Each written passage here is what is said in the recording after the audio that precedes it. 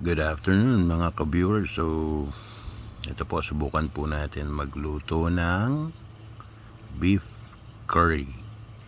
Japanese curry beef. Okay. Ito po ang ingredients. Carrots, onions, potatoes, garlic, beef syempre. Heat na po natin yung oil. Sear po natin yung beef hanggang sa mag-brown po yung kulay niya. Sinisir po yung beef to remove the lansa, yung lansa po ng karne. Para mawala po yung lansa niya, sisir po natin hanggang sa maging brown. So, high heat po tayo dyan. Yan, bali-baligta rin lang po para po hindi naman masunog. So, pagka-sear po niyan, iaahon po natin yan sa kawali. At isusunod na natin ang paggigisa ng onions and garlic. Ayan po. Maulang hapon po sa inyo. Ito po ang dinner namin today. So, ayan na po. Ginigisa ko na po ang garlic.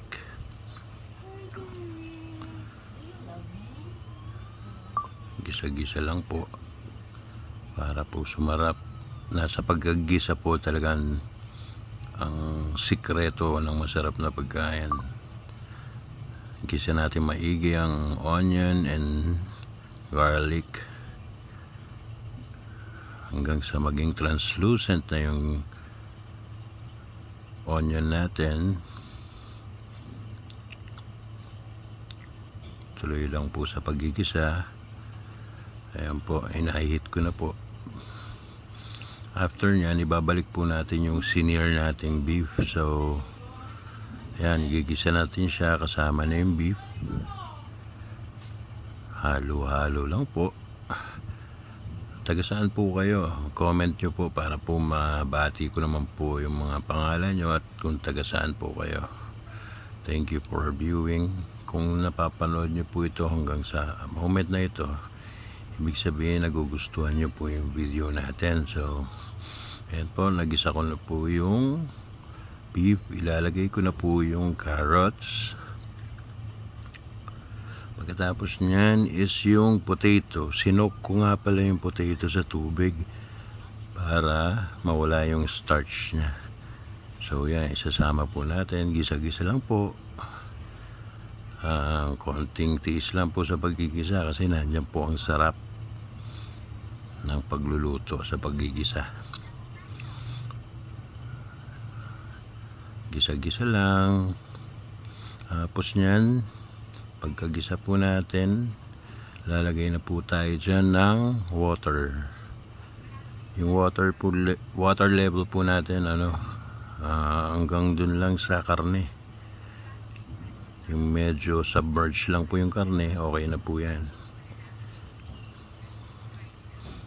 Tapos nyan, papakuluin na po natin, papalambutin po natin yung karne para bago natin ihulog yung golden curry cubes. Yun nga po pala, nabili natin yan sa isang grocery store, golden curry cubes. Japanese curry po siya, so masarap siya. You must try it. Ayan, medyo malambot na po yung karne natin. Lalagay na po natin dyan yung golden curry cubes. Binalik ko po after testing kung malambot na, binalik ko po yung karne. So susunod ko na po dyan yung ayan, golden curry cubes, Japanese brand. Japanese curry. So you must try it. Sa high top ko po nabili yan. Masarap po siya, promise. Hindi po ako mapapahiya. Golden curry cubes, baka naman. Ayan na po. I-dilute lang po natin yung cubes na yan hanggang sa lumapot po yung sauce natin. Halo-halo lang po. Siguro mga Pag na-dilute yan, mga 10 to 15 minutes, okay na po yan. Ready to serve na po yan.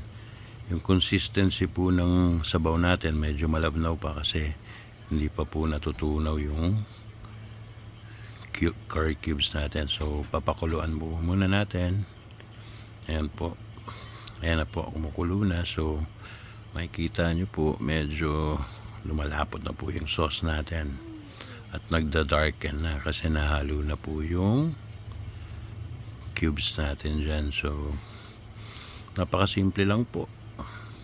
Garlic, onion, beef, potato, and carrots, and that mix yung cubes po natin. Tapos na po.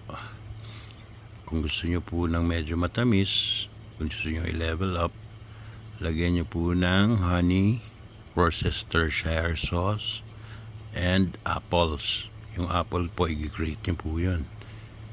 Or i-blender nyo para sumarap. Ihalo po nyo dyan. Level up po na beef curry yun.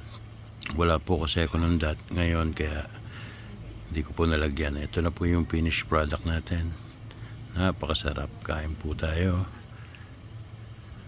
Have a good day. Have a blessed day. Thank you.